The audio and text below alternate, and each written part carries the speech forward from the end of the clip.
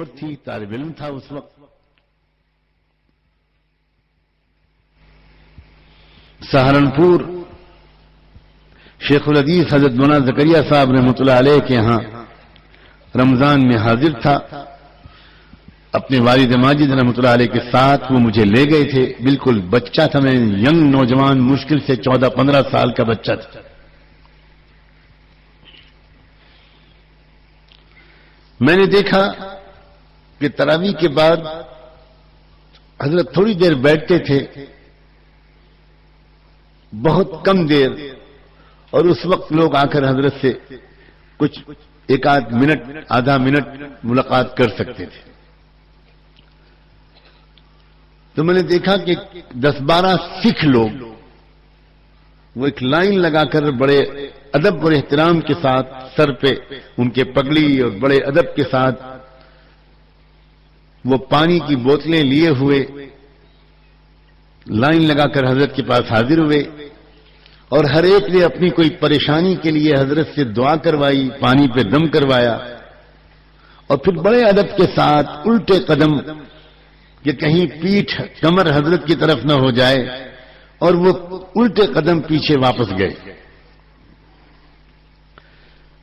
میرے اندر ایک بے چینی پیدا ہوئی. میرا مزاج ہمیشہ سے ایک عجیب طرح کا رہا ہے.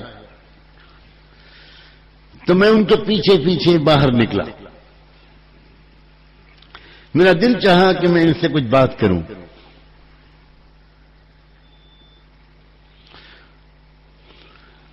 خوش قسمتی سے وہ لوگ باہر گئے تو آگے جانے کے بجائے ایک ہوٹل میں بیٹھ گئے، وہ چائے وائے پینے لگے.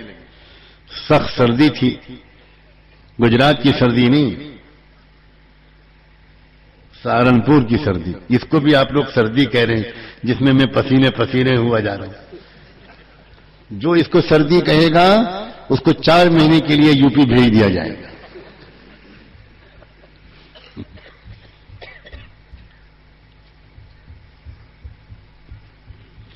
میں وہاں جا کر ان کے پاس ہوٹل میں بیٹھ گیا.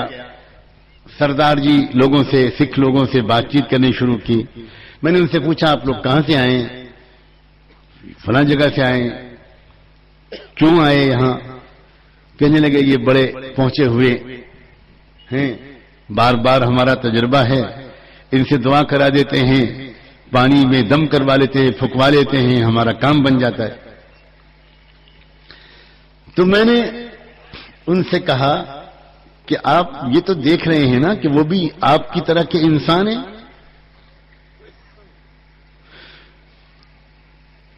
وہ کوئی اور مخلوق تو نہیں ہے. تو اگر وہ انسان ہوتے ہوئے ایسے بن گئے کہ ان کی دعا میں، ان کی پھونک میں اتنا اثر پیدا ہو گیا، تو آپ لوگ خود کیوں نہیں کوشش کرتے کہ ایسے انسان بن جائیں؟ تو ان میں جو ایک زیادہ بوڑھے تھے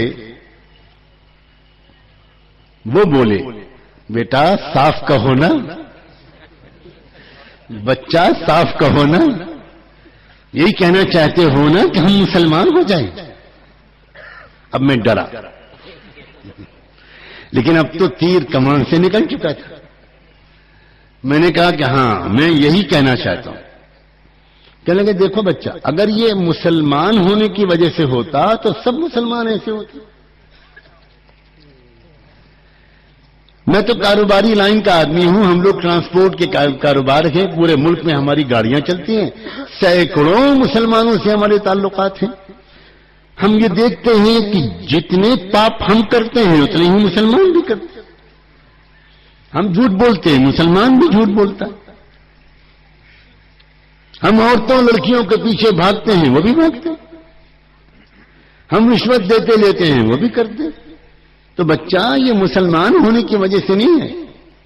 یہ تو کوئی دیوتا ہوتے ہیں، کوئی اوتار ہوتے ہیں، ان کے اندر یہ گن پیدا ہو جاتے ہیں.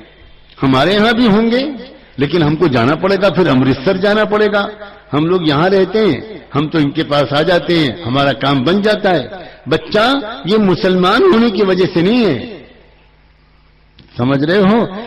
کروڑ لوگ اسلام سے دور میری اور آپ کی وجہ سے.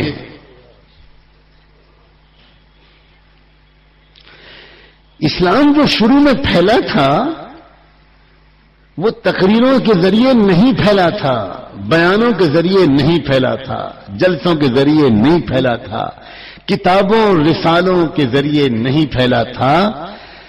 دنیا حیران رہ جاتی تھی اس وقت کے مسلمان کو دیکھ کر۔ ایسی امت تیار کی تھی رحمت دو عالم صلی اللہ علیہ وسلم۔